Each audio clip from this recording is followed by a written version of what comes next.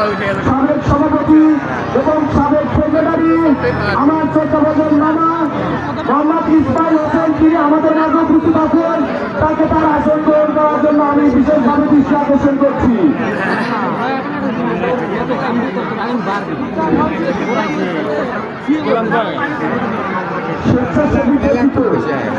স্বেচ্ছাসেবী ব্যতীত আমি মাঝে মধ্যে অনেক লোক দেখতে পাচ্ছি। স্বেচ্ছাসেবী ব্যতীত আমি মাঝে মধ্যে অনেক লোক দেখতে পাচ্ছি। চলছে দৌড়, কিন্তু চলছে সবাই কিন্তু খুব সুন্দর করে তার বাজিমাত দেখাচ্ছে ঘোড়ার দিকে দাঁড়িয়ে, খুব সুন্দর ভাবে কিন্তু দেখাচ্ছে। একই মায়ের দুটি সন্তান কিন্তু দৌড় দিচ্ছে একই সঙ্গে।